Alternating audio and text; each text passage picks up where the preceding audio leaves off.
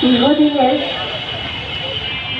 যে খুন গুম হত্যা, আমাদের সন্তানরা যখন বেঁচে ছিল তারাও কিন্তু এগুলো নিয়ে প্রতিবাদ করতে কষ্ট পেত যে কোন দিন এই দেশটা আবার নতুন করে বাক স্বাধীনতা পাবে, যেহেতু এই 16-17 বছর বাক স্বাধীনতা হরণ করা হয়েছিল। আজকে এই যে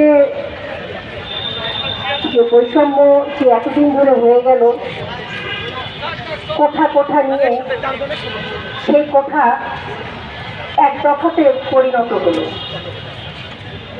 আজকে আমরা যারা মারা আছি, বাবারা আছি, আসলে একজন জায়গায় এসে আমাদের কথা বলতে অনেক কষ্ট হয়, মনের মধ্যে অনেক কথা থাকে যে সে কথা বলবো, কিন্তু যখন মাইকটা সামনে আসে তখন মনে হয় যে আসলে লাইনগুলো সব ওলট পালট হয়ে যায়। প্রতিটা মুহূর্ত আমাদের ভিতরে রক্ত পড়ছে। যে ভোট হয়ে গেল, আমরা সারা বাংলাদেশের মানুষ কিন্তু এই ভোটটাকে, এই নির্বাচনকে আমরা উপভোগ করেছি। আমরা আশা করেছিলাম যে সরকার এখন বর্তমানে আছেন, তারা অন্তত পক্ষে এই বেইমানি কথাগুলো বলবেন না। আমরাও কিন্তু তাদের পক্ষেই ছিলাম। আজকে আমাদের সন্তানদেরকে যেভাবে হত্যা করা হলো, এখন আমার কাছে মনে হয় তারা মনে হয় এসব কিছুই দেখেননি বা তারা হয়তো দেখতে চান না, কারণ তাদের ঘরে তো তাদের সন্তানরা ভালো আছে। তারা তো ওই সময় তাদের সন্তানদেরকে নিরাপদে রেখেছিলেন। এই জন্যই তারা আমাদের সন্তানের রক্তটাকে খুব তুচ্ছ মনে করছে।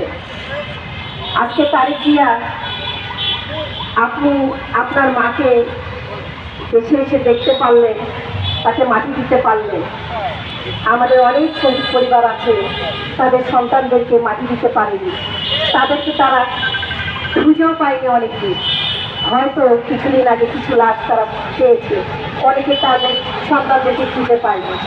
এত কিছু পরে তারা কেমন করে তারা এই জুলাই সনদ এবং এই গণভোটে তারা এতটা নিষ্ঠুর আচরণ করতেছে, এটা আসলে আমাদের মাদের মাথায় আসে না। আমি যেমন একজন মা, আরো মারা আছে, তাদের সবার সঙ্গে আমার কথা হয়। গতকাল তো আমরা এসেছিলাম রাজু ভাস্কর্যে, যারা অনশন করছিলেন, তারা যে বেইমানিটা করতে পারে করুক। এটা আমি আমার একজন মায়ের কথা, আমার মনে হয় এটা সমস্ত শহীদের মায়ের কথা হবে, শহীদের বাবার কথা হবে। কারণ এছাড়া আর আমি কোনো কথা খুঁজে পাচ্ছি না। তো আসলে আমিও কিন্তু কাফনের কাপড় মনের মধ্যে জড়িয়ে নিয়েই কিন্তু আমি আজকে আমার এই কথা বলছি। যদি এই সরকার সুন্দরভাবে এটাকে বাস্তবায়ন করে, আমরা এই দেশের উন্নয়নের জন্য আমরা সবাই আপনাদের সকলের পাশে আছি। যদি আপনারা এটাকে বাস্তবায়ন না করেন, জানি না আরও কতগুলো রক্ত ঝরবে। রক্ত ঝরার জন্য আমার মনে হয় বাংলাদেশের অধিকাংশই তরুণরা এবং তাদের পরিবাররা তারা তৈরি আছে। শুধু বিএনপি তারা তাদেরকে এমনই, তাদের নেতাকর্মীরা তাদেরকে ভাবছে যে তারাই বুঝি একাই সব, আর কিছু। তাহলে এবার যদি বাস্তবায়ন করা না হয় তাহলে এবার তারা দেখবে যে এই রাস্তায় আসলে কারা আছে। আমরা এই রাস্তায় আছি, থাকবো। এই তারুণ্যের জুলাইকে আমরা শ্রদ্ধা জানিয়ে আমরা তাদের পাশে আছি। আমার সন্তান সাংবাদিক ছিল, তো আজকে এই সংবাদ যারা সংগ্রহ করেন তাদেরকে দেখলে আমার সন্তানকে মনে হয় যে আমার সন্তান সামনেই দাঁড়িয়ে আছে। এই জন্যই বুঝি আজকে আমি এই রাজপথে বসে পড়লাম। আল্লাহ হাফেজ। ওখানে গুম কমিশনে গুম যারা হয়েছিলেন তারা অনেকেই সংসদে আছেন, তারা কেমন করে এটা মেনে নিচ্ছেন? তাহলে কি আমরা ধরে নিব তারা গুম হননি? তাহলে কি আমরা ধরে নিব ইলিয়াস সাহেব যেভাবে মেরে ফেলে তাকে পেটের মধ্যে সিমেন্ট দিয়ে মেরে ফেলা হয়েছে, পানিতে ফেলে দেওয়া হয়েছে, সেটা কি মিথ্যা? এই জন্য কি এগুলো বাদ দিতে চাচ্ছে?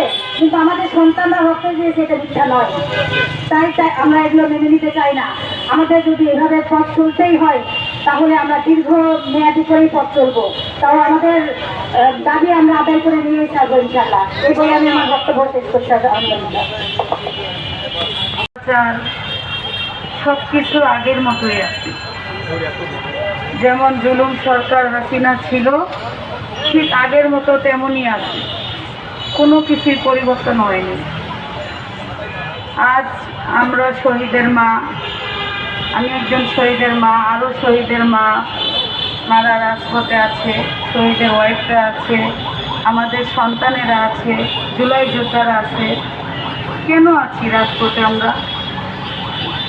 কারণ আমরা তো তখনই মরে গেছি যখন আমাদের সন্তান আমরা হারিয়েছি।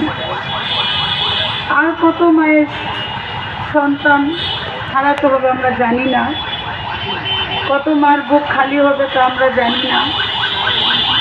আমি সরকারের উদ্দেশ্যে বলতে চাই যে আমাদের সন্তানেরা রাজপথে আছে, আমরা আছি, আমরা থাকবো ইনশাআল্লাহ। আমি চাই যে আপনি আমাদের জুলাই সনদ বাস্তবায়ন করে দেন, আমাদের দাবিগুলো আপনি মেনে নেন। একটা দিবেন আরেকটা দিবেন না, আমাদের উপর অত্যাচার করবেন, জুলুম করবেন, আমরা তা মেনে নেব না। আমরা চাই যে আপনি একটা সরকার হয়েছেন, আপনি ইনসাফের সাথে দেশ চালান, আপনি হকের পথে চলেন, আপনি কোরআনের আইনে দেশ চালান। আমরা চাই আপনার পদত্যাগ আমরা চাই না, কিন্তু দেশকে কিভাবে চালাতে হয় সেই নিয়ম কানুন আপনি মেনে চলুন। নষ্ট হতে দিব না। কারণ আপনার কাছে অনুরোধ যে শ্রীলঙ্কা থেকে সালাউদ্দিন সাহেব এসে যে নাটক দেখেছে মোবাইলে, আমরা সেই মোবাইলে দেখি নাই, আমরা রাজপথে ছিলাম আমাদের সন্তানদের সাথে।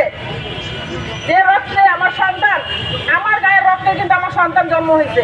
আমার সন্তান যদি এতটুকু জিদ্দি হয়ে যে জীবন দিতে প্রস্তুত থাকে, সেই সন্তানটা কিন্তু আমি গর্ভে ধারণ করেছি। আমি সেই রত্নগর্ভা মা, এখানে আরো রত্নগর্ভা মায়েরা বসে আছে, তাদেরকে আর যন্ত্রণা দিবেন না প্লিজ। আপনার হাতে পায়ে ধরি, আপনি আল্লাহর রাস্তায় ওয়াদা রক্ষা করেন এবং আমাদের খেয়ানত করবেন না। ভোট ইঞ্জিনিয়ারিং হয়েছে কি হয় নাই সারা বাংলাদেশের মানুষ জানে, আমি এই সম্বন্ধে বলতে চাই না। তবে হ্যাঁ, আমাদের জুলাই নিয়ে একটা টাল বাহানা করবেন না প্লিজ। আপনি অনতিবিলম্বে আমাদের দাবিগুলো মেনে নেন। জুলাই সনদ এবং গণভোট বাস্তবায়ন অবশ্যই অবশ্যই অবশ্যই করতে হবে এবং কোনোটা অধ্যাদেশ যেটা জনগণের পক্ষে থাকে সেটাকে আপনি বাতিল করতে পারেন না। যাই হোক, আমার কথায় ভুল ত্রুটি হলে ক্ষমা সুন্দর দৃষ্টিতে দেখবেন। আমার শত মা, আমরা পাগল হয়ে গেছি, পাগল। একটা জঙ্গলিবাদ তার সন্তানকে যদি কোনো কেউ আঁকড়ে ধরে নিয়ে যায়, সে মা পাগল হয়ে যায়, সে মা বাঘিনী হয়ে যায়। আমরা সেই বাঘিনী মায়েরা রাস্তায় বসে গেছি। আপনারা কি চান? আমাদের জীবন চান? নিয়ে যান, তারপরে বাংলাদেশের মানুষকে শান্তি দেন। আমি এখন আর কথা বাড়াবো না, আরো অনেক হয়তো কথা বলবে। আমার কথা ভুল ত্রুটি হলে মাফ করে দিবেন। তবে হ্যাঁ, আমাদের দাবি অবশ্যই অবশ্যই বাস্তবায়ন করতে হবে। এই দাবি না মানা পর্যন্ত আমরা রাজপথ ছাড়বো না। আসসালামু আলাইকুম, সকলকে ধন্যবাদ।